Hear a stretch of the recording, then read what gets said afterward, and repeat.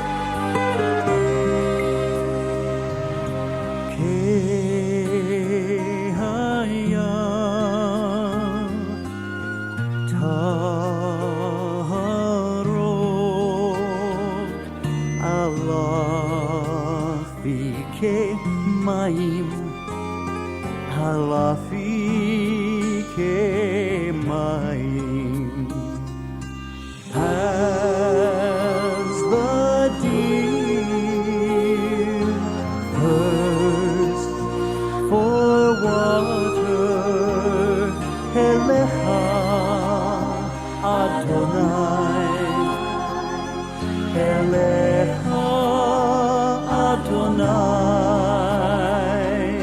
so my soul longs just for you, Elecha Adonai, Elecha Adonai, Kenash. Oh, I have something I forgot.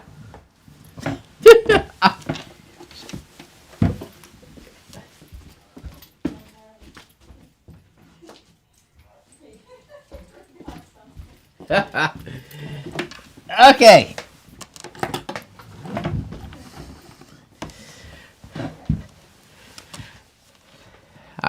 Now I'm ready.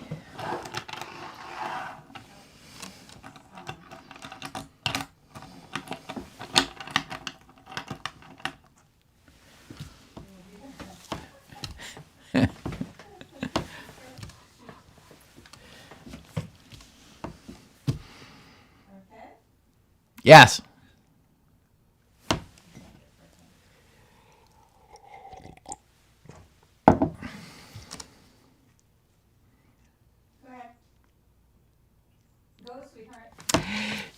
Shabbat Shalom. Hi, friends and brethren. This is Jeff Patton coming to you for COG Webcast, sponsored by the Judeo-Christian Foundation. Well, restoring the breaches, restoring the paths to dwell in. This world and this society is really divided, and it's just heading increasingly into conflict and problems all over this world. I want to take a look here. Turn with me to Isaiah chapter 58. Isaiah chapter 58 and verse 11. I'm going to cite this in the New Living Translation. Isaiah 58, the prophet Isaiah 58, verse 11. The Lord will guide you continually, giving you water when you are dry and restoring your strength. So this is a word of encouragement to God's people. You will be like a well-watered garden, like an ever-flowing spring. Some of you will rebuild the deserted ruins of your cities. Then you will be known as a rebuilder of walls and a restorer of homes. Verse 13.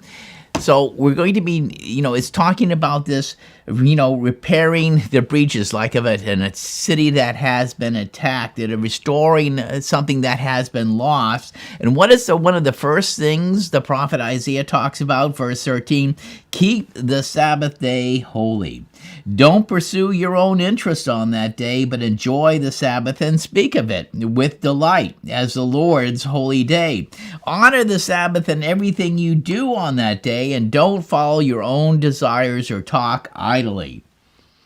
It was very interesting that throughout the human history, there have been notable examples of those who have, repairing the breaches, those who are restoring the paths, godly, righteous paths in which to dwell in.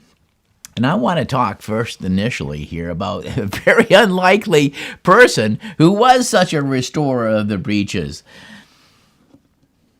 On April 9th, 1865, Robert E. Lee, commanding general of the Army of Northern Virginia, was staring defeat in the eyes. The Southern Confederate States of America were in deep trouble after 4 years of warfare with the much richer and materially stronger Northern United States of America, led by Abraham Lincoln. Surrounded on three sides by his foes, Lee knew what the history books, he knew what the history books say, because they're always written by a war's victors. Typically, in a civil war or rebellion situation, the victors get the spoils, while the losers get it in the neck. If Robert E. Lee, he surrendered to the opposing Union general, Ulysses S. Grant, he had no idea what his fate or the fate of his men might be. Humiliation, prisoner of war camp, execution as criminals. Neither Lee nor his men were afraid to die. I mean, after all, they had already proven that countless times in the previous 4 years of warfare. They'd stared death in the face many a time. But dishonor was something else entirely. What should he do? Lee's alternative to surrendering his army as a single unit was to allow his army to disband into small units and melt into the forested hills adjacent to his position, and to carry on the Confederate struggle by guerrilla warfare. The odds were that the South might actually beat the North in a protracted, vicious guerrilla conflict, just like the Spanish and Russians beat Napoleon previously. Or, if we think about it from our own perspective, where we are right now in time, the whole idea of using a guerrilla warfare to beat a much stronger nation was shown to us in my lifetime when the North Vietnamese and Chinese beat the Americans in the Vietnam War in Southeast Asia. Or, even more recently, it was shows about how the Afghani Taliban would beat and humiliate the Americans 156 years after the American Civil War, by showing how, the ignominious American withdrawal from Kabul in Afghanistan in August of 2021. We're coming up to about 1 year anniversary of that debacle. Historically speaking, Abraham Lincoln and his Union generals, their greatest fear was that the weaker Southern Confederacy would opt for guerrilla warfare in order to even the odds. And Lee had the opportunity. He could make the decision. He could have ordered his men. They were quite willing just to, break into smaller units and melt into the hills that were immediately behind him and carry on in a protracted struggle with the stronger Northern Union. They would, through guerrilla warfare, bleed them white, through low-intensity conflict carried out through countless small attacks and ambushes. As Union of Maryland historian and Wall Street Journalist contributor Jay Winnick writes, and I'll quote here, Total conquest could be resisted until perhaps attrition and exhaustion would lead the North to sue the South for peace, just as it would happen in Vietnam or later on in Afghanistan. In the cool early mornings of April 9, 1865, General Robert E. Lee was listening to one of his most trusted advisors argue for this guerrilla option. We just need to, take a different strategy and approach it, how we're going to do this. As he spoke, as his advisor spoke, Lee began doing some quick calculations in his head about the effects that generations of bushwhacking, assassinations, and reprisals, that is to say, all the, the normal horrors of guerrilla warfare, what would it have? What would be the effect on America? Was that going to be the honorable choice? Pursue guerrilla warfare instead of outright surrender? Was it proper? Was it right? Robert E. Lee was a man who lived by the motto of West Point, which was the military institution from which he had graduated, and he'd even been superintendent, I believe, if I remember that correctly. He was one of his most notable students. Lee quickly reasoned that a guerrilla warfare would make a wasteland of all that he loved. Brother would be set against brother, and not just for years. Like during the Civil War, which was a terrible conflict that lasted 4 years. It was the most costly in all of America's wars as far as American lives are concerned. The effect would be, however, civil antagonism and struggle and heartache and misery for generations. Such a war would surely destroy Virginia, his beloved Virginia, and all the Confederate South, just as surely as it would, of course, destroy so much of the Union side of the North American states as well. Lee came to the conclusion that early April morning in 1865, and he said, and I'll quote here, "It is better to do right than to incur the reproach of our conscience and posterity, even if we suffer in so doing." It was interesting. Lee was a man of faith. He read his Bible. He was quoting, he was thinking of, and something in this quote from the Apostle Peter. Let's go to 1 Peter chapter 2 and verse 19. 1 Peter 2 and verse 19. I'm going to read this in the New Living Translation. 1 Peter 2 and verse 19. "For God is pleased when, conscious of his will, you patiently endure unjust treatment. Of course, you get no credit for being patient if you are beaten for doing wrong, but if you suffer for doing good and patiently endure, God is pleased with you." Then a few verses later, in 1 Peter chapter 3 and verse 16, turn with me now, 1 Peter 3 and verse 16, this time I'll cite the Amplified Bible version. Apostle Peter says to the brethren, he says, "And see to it that your conscience is entirely clear, so that every time you are slandered or falsely accused, those who attack or disparage your good behavior in Christ will be shamed by their own words. For it is better that you suffer unjustly for doing what is right, if that should be God's will, than to suffer justly for doing wrong, for what is not God's will, obviously. For indeed Christ died for sins once for all, the just and righteous for the unjust and the unrighteous." In other words, it was the innocent who was dying for the guilty. It was Christ's example. "So that he might bring us to God, having been put to death in the flesh, but made alive in the Spirit." In the aftermath of the Civil War, there was, still much hatred and bitterness. Well, I lived in the South many years ago, And I still recall, it was still there. I could talk to older people at church potlucks and things, and I could still hear about what people lost, what their grandfathers and grandmothers went through, in all the subsequent years. Yeah, there was, lingering in the American South for many years, much hatred and bitterness towards the Yankees. They usually had an epithet before the word Yankees.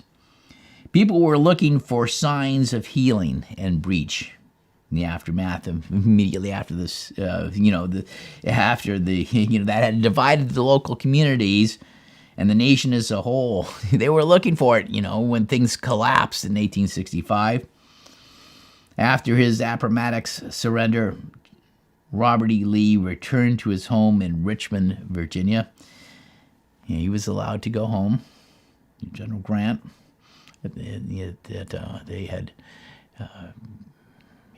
Grant had encouraged him to try to heal the breaches, to try to pour oil on all the hatred and the bitterness that he knew was there. So when he was back at his place, at his home there in Richmond, Virginia, later, a little bit later, one time, he was in church later that spring when a minister at St. Paul's Episcopal Church, the church he attended, called the worshipers to the communion table, as is the custom of that religious group. Because he was calling them to the communion table to participate in their communion service. Now let's go to Hebrews chapter 12 and verse 14. Hebrews 12 and verse 14. I'm going to cite the Holman Christian Standard Bible. The scriptures say, pursue peace with everyone and holiness. Without it, no one will see the Lord. Make sure that no one falls short of the grace of God, and that no root of bitterness springs up, causing trouble, and by it defiling many. Lee knew this scripture. He understood this. Let's go to Matthew 5 and verse 43. Matthew 5 and verse 43, Amplified Bible Version. Jesus, and this is in the Sermon on the Mount, he said, you have heard that it was said, you shall love your neighbor, that is to love your fellow man, and hate your enemy. But I say to you, love, that is unselfishly seek, the good. Love your enemies and pray for those who persecute you. Now, the Amplified Bible, the editors take pains to point out that the Greek word for love here is agape, and that this word, the Greek word agape, is not a matter of love in the scriptures. The highest form is spiritual love. It's not a matter of emotion. It's a matter of rather doing things for the benefit of another person. Be having an unselfish concern for the other, and a willingness to seek what is best for the other person. That's what love is about. So Lee, being there at St. Paul's Episcopal Church that day, while he was there and the minister had issued the call,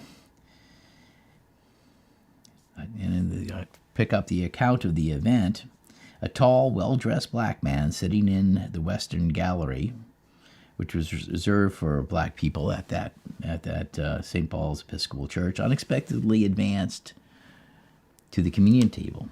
Now, it was an unexpected action because this had never happened before. Usually the white congregation members receive the communication, their communion first, and then the black people did.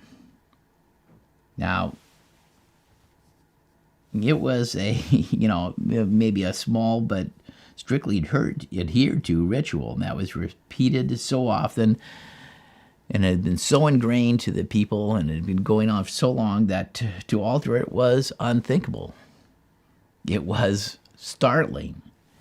This one small act of a black man there, the person who came forward like that, going to the communion table when first called. It was like a large, opening up a vista into a large frontier that separated two worlds, the first being the pre-war South with all its customs that surrounded chattel slavery, that even infected, the Christian church, so that they did things to reflect that institution. The peculiar institution, they used to call it in the 1800s. The second being the post-Civil War America, followed Lee's surrender at Appomattox, and in which slavery had been thoroughly abolished. And of course, where this took place, St. Paul's Episcopal Church was not just any old church there in Virginia or in Richmond. It was the church that was attended by all of Richmond's elite. These were the wealthy, the high-bred, the high-cultured, who had provided the nucleus, the leadership to the Confederacy. So here's this remarkable thing going on. The congregation froze. Those who had been ready to go forward and kneel at the altar rail to receive their communion remained fixed in their pews. Momentarily stunned, the Episcopal minister himself was clearly embarrassed. The horror and surprise of the congregation was without doubt evident to everyone there. It was one thing for white Southerners to endure defeat and poverty, but to accept the fact that slaves were now free and their equals was quite another.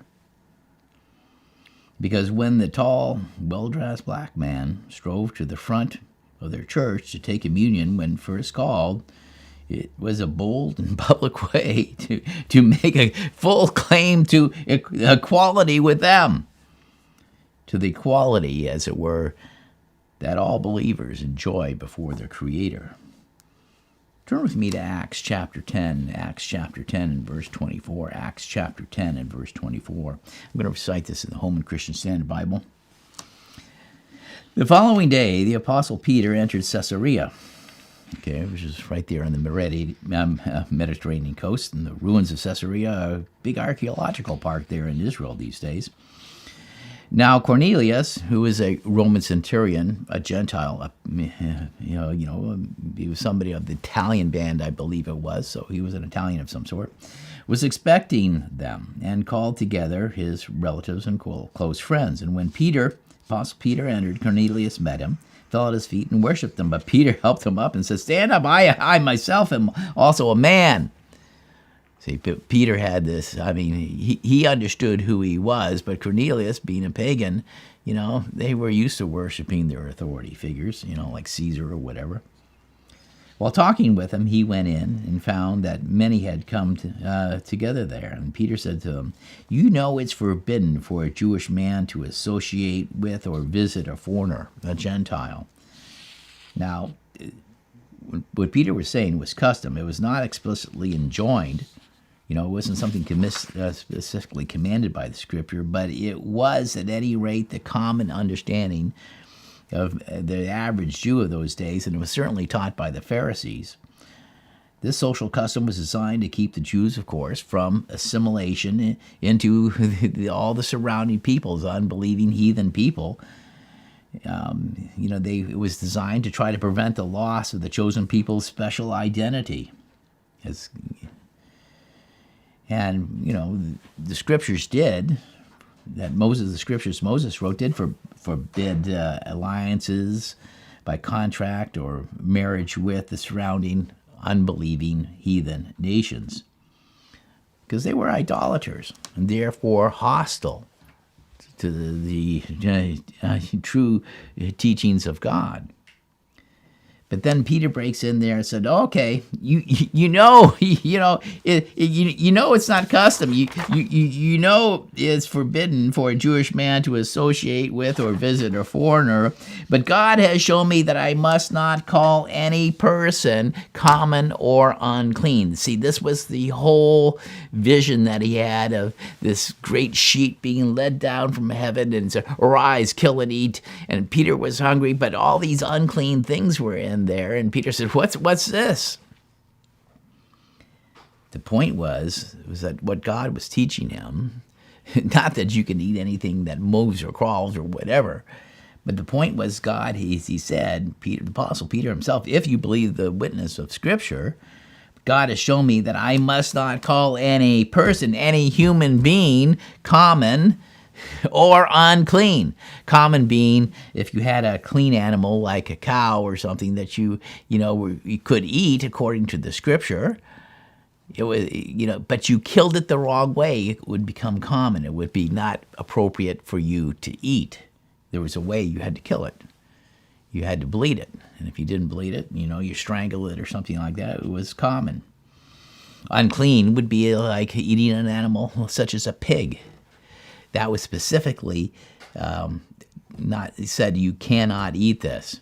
So, it says that God has shown me that I must not call any person, any human being, common or unclean, because we're all made in the image and likeness of God. See, this is right back to the beginning of the book of Genesis. So, verse 29, that's why I came without any objection when I was sent for. So I asked, "Why did you send for me?" And Cornelius said, 4 days ago about this time, 3 p.m, I was praying in the house, and just then a man in dazzling robes stood before me, angel, and said, "Cornelius, your prayers have been heard, and your acts of charity have been remembered in God's sight. Therefore send someone to Joppa and invite Simon here. He was also named Peter. He is lodged in Simon the tanner's house, which is by the sea." So, he sent out these guys, and then you ask your way when you get around there. "Therefore, I immediately sent for you. And you did the right thing in coming. So we are all present before God to hear everything you have been commanded by the Lord." And then Peter began to speak. "Now I really understand that God doesn't show favoritism, but in every nation, the person who fears him and does righteousness is acceptable to him." So, remember the tall, well-dressed black man sitting in the western gallery of the Richmond, Virginia Episcopal Church.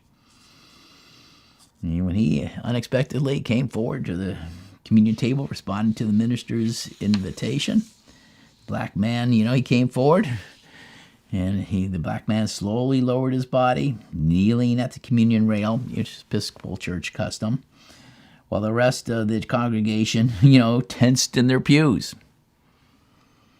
For his part, the minister stood, clearly uncomfortable and still dumbfounded, according to the witness and the account. But after what seemed to be an interminable amount of time, though it was probably only seconds, you know how that goes, a white man arose from the congregation, his gait erect, head up, eyes proud, and walked quietly up the aisle to the chancel rail, where you'd take communion. Robert E. Lee's face was a portrait of exhaustion. He looked far older than most people had remembered him when the war began. The war had been hard on him. Recently, in a rare, unguarded moment, Lee had uncharacteristically blurted out, "I'm homeless. I have nothing on earth." Of course, this followed how the Union had made Confederate leaders who had surrendered like Lee. They were deprived of all their civic legal rights. But, so here we were, yet these Richmonders, like all the South, still looked at Lee for a sense of purpose and guidance.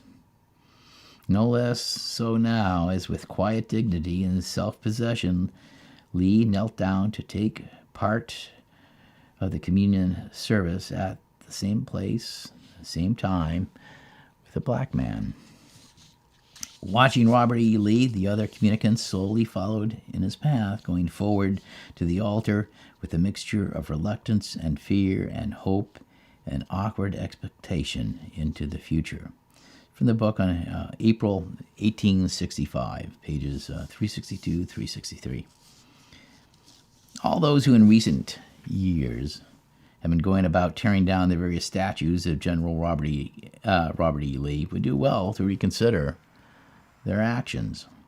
While some may primarily remember Lee for his leadership of the Southern Confederacy during the Civil War, the weight of history argues that, Lee should best be remembered for laying the groundwork for America's relative peace and unity that followed the Civil War for almost 150 years.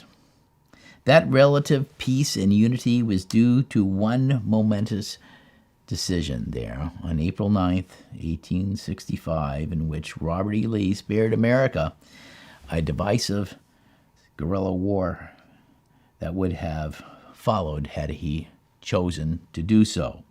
It would have been a conflict that would have been, indeed, as the writer of this book said, been vile and poisonous. That's the book, April 1865, The Month That Saved America, HarperCollins, 2001. Let's go back to Isaiah 58, verse 11. Isaiah 58, verse 11, I'll cite it this time in the Amplified Bible version. The Lord will continually guide you and satisfy your soul in scorched and dry places. This is metaphorically speaking. And give strength to your bones, and you will be like a watered garden, like a spring of water whose waters do not fail. That's a refreshing, that's a remarkable, asset. And your people will rebuild the ancient ruins. You will raise up and restore the age-old foundations of buildings that had formerly been laid waste. And you will be called repairer of the breach, restorer of the streets with dwellings. This is a metaphorical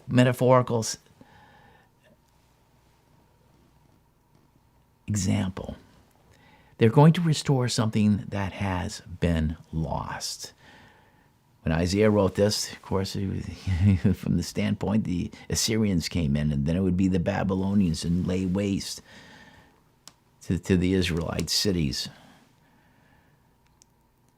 And now, where are we? We live in a society here in the 21st century where, the invaders have come in and they're laying waste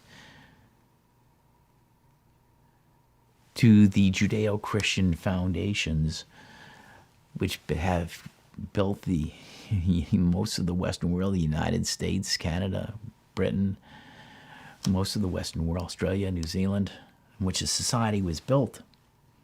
But it's been, and it is being laid waste at this point in time.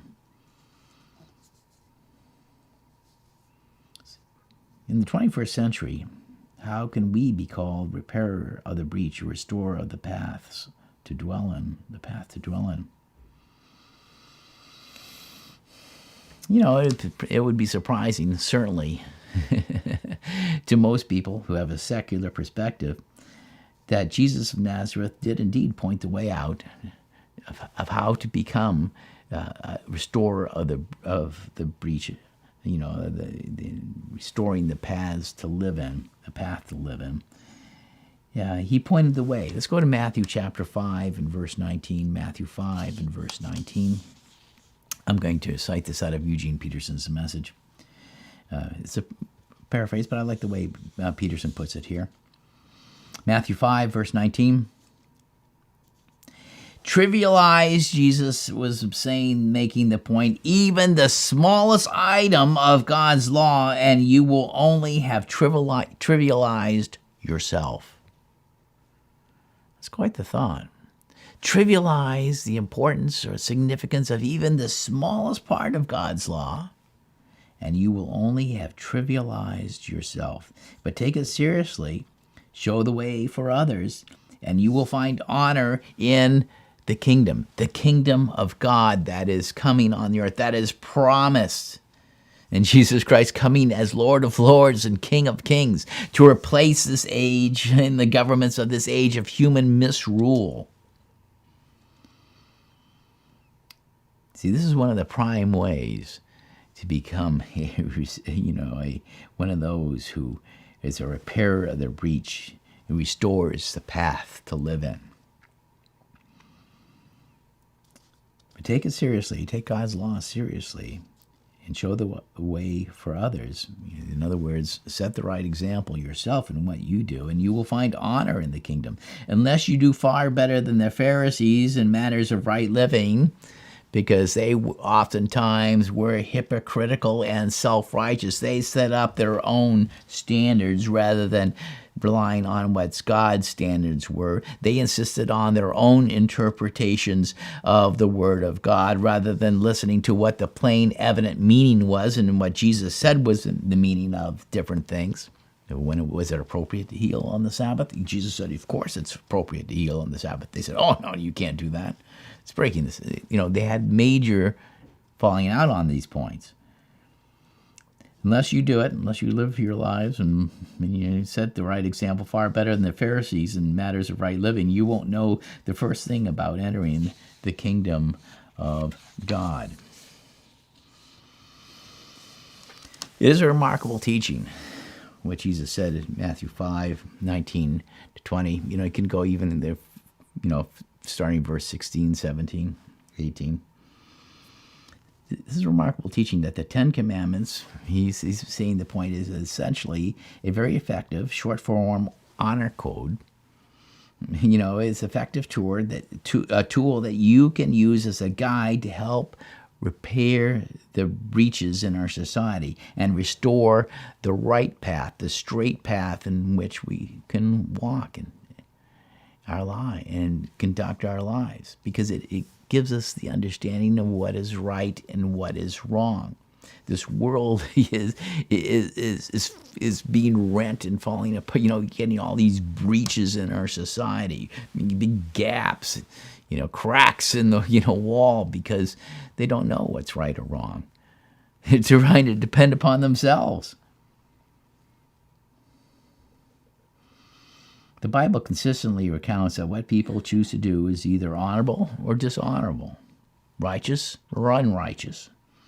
That one is making either an effort to walk the straight path in this life that God lays out and directs, or going to walk a crooked one that they want to pick out for them, what they think pick out for themselves. It's actually the devil is, giving them all the inspiration they need. Let's go to Psalm 51. Psalm 51, verse 1. See, we can't live under a delusion. We can't live under delusion. If we want what God promises, we have to be acceptable in His sight. Psalm 15 and verse 1. Psalm of David, Lord, who may abide in your tabernacle? Who can be in your church? Who can come and have communion with you? Who can talk with you? Who may dwell in your holy hill? He who walks uprightly and works righteousness. He who and speaks the truth in his heart. He who does not backbite with his tongue, nor does evil to his neighbor, nor does he take up a reproach against his friend, in whose eyes a vile person is despised, but he honors those who fear the Lord. He who swears to his own hurt and does not change. You promised. I said I was going to do it. I do it. He who does not put out his money at usury. Somebody's poor. He needs some help. You give him something. You don't charge them like the payday loan people.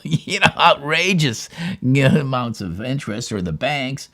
He who does not put out his money at usury, nor does he take a bribe against the innocent.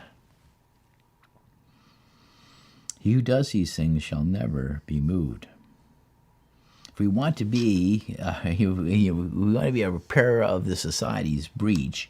We want to, teach how to walk us the straight path in this world. These are the things we have to do ourselves. Unfortunately today, the story is that there are, there are many, most who refuse to accept the teachings of the Scriptures. What I've just said is extremely controversial. They would rather twist and distort and pervert everything that could be used to really repair the breaches between God and man, because they are trying to substitute their own false ideologies and teachings that have the practical effect of pushing people, off the ancient paths of righteousness, of right living, of doing what is right instead of what is wrong. The good paths that lead to human happiness, community peace, peace in the world. Why do we not have peace in the world? Why do we have these wars, and struggles, and all these things? Well, there's a reason. Let's go to Galatians chapter 3 and verse 22. Galatians 3 and verse 22. Apostle Paul said this. He said, "But the scriptures declare that we are all prisoners of sin." Transgressing the law of God is sin. The wages of sin is death. It's a very simple equation. The scriptures declare that we are all prisoners of sin, so we receive God's promise of freedom only by believing in Jesus Christ. That's a real problem to our leaders in this society. Let's go to 2 Peter chapter 1. Apostle Peter wrote this. This would have been after he had his meeting with Cornelius, and he preached to him and his family members and his friends. Simon Peter, a bondservant and apostle. A bondservant means a slave of Jesus Christ, because he paid for us the price of the price of what we had done wrong by giving his shed blood. It was the price that paid for our sins. Simon Peter, a bondservant and apostle of Jesus Christ, to those who have received and possessed by God's will the precious faith of same kind as ours, by the righteousness of God, of our God and Savior, Jesus Christ. Jesus Christ being referred to as God and Savior, of our God and Savior, Jesus Christ. Grace and peace, that is a special sense of spiritual well-being, be multiplied to you in the true and intimate knowledge of God. This is the intimate Amplified Version, and of our Lord Jesus Christ. For his divine power has bestowed on us absolutely everything necessary for a dynamic spiritual life and godliness through true and personal knowledge of him who called us by his own glory and excellence. For by these he has bestowed on us his precious and magnificent promises of inexpressible value. See, the governments of this world cannot give you eternal life. They may say you can do this and you can do that. You can do whatever you want in this society, mostly from a moral standpoint, but there are consequences to that. They can't promise you eternal life and deliver on it. For he has bestowed on us precious and magnificent promises, so that by them, by what God has promised to his people, you may escape from the immoral freedom that is in the world because of disreputable desire and become sharers of the divine nature. There is immoral freedom that the governments of this world are offering, but it's destroying society. It's destroying many lives. Let's go to 2 Peter 2 and verse 1. 2 Peter 2 and verse 1, Peter also made this point. But false prophets arose among the people, just as there will be false teachers among you who will subtly introduce destructive heresies, even denying their master who bought them, bringing swift destruction on themselves. Yes, that's even happening in the church, bringing in, denying that Jesus is Lord and Savior. Many will follow their shameful ways, and because of them, the way of truth will be maligned. That's true today. There are many who are maligning anything that has to do with Christianity in this society right now. Verse 3, and in their greed, they will exploit you with false arguments and twisted doctrine. That's going on as well. Their sentence of condemnation, which God has decreed from a time long ago, is not idle, but is still in force, and their destruction and deepening misery is not asleep, but is on his way. Verse 12, But these false teachers, like unreasoning animals, mere creatures of instinct born to be captured and destroyed, reviling things they do not understand, will also perish in their own corruption. See, these people are opposing themselves. They're opposing their own, what is in their best interest, because they've been deceived. Verse 13, suffering wrong, that is, they're destined for punishment as the wages of doing wrong.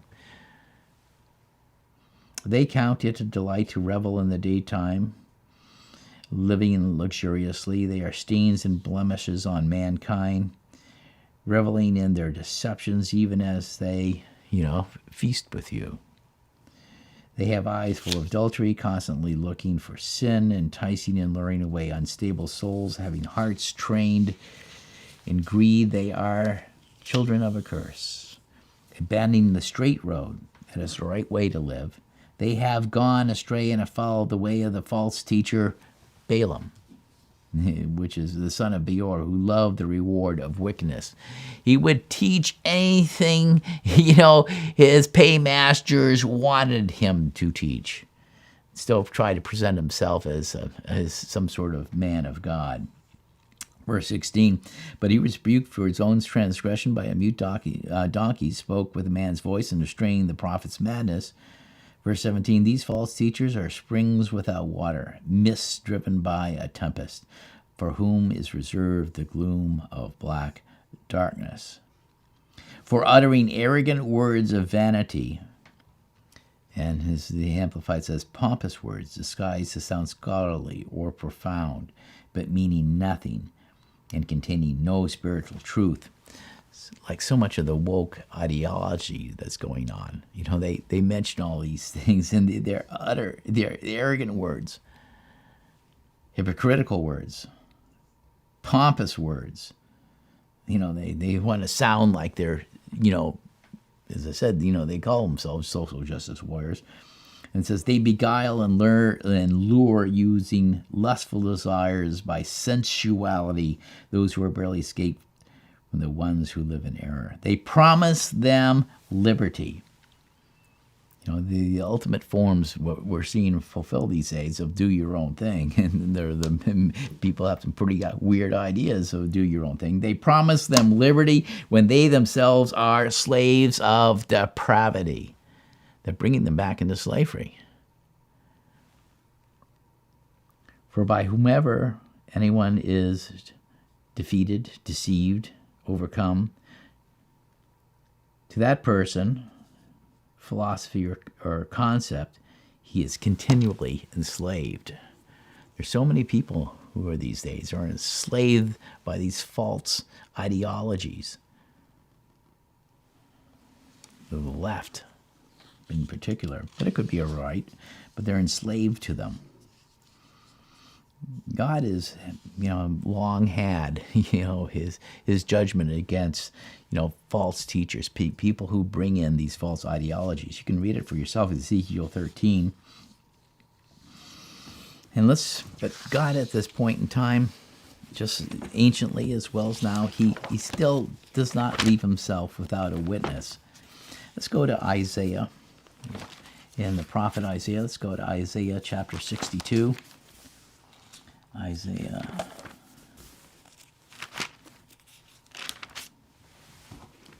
62, and let's go down to verses 6 to 7. I have set watchmen upon your walls, O Jerusalem. Every day and every night they shall never be silent, day or night. You who remember the Lord, do not be silent. And give him no rest until he establishes and makes Jerusalem a praise in the earth. We have a responsibility to continue to preach the gospel. We have a responsibility to continue to provide a good witness. Let's go down here in Isaiah 62. Let's go to verse 11.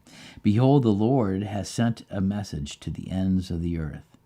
Tell the daughter of Zion, behold, your salvation comes. Behold, his reward is with him, and his work before him. and they will call him the holy people. They'll call them the holy people, the redeemed of the Lord, and you will be called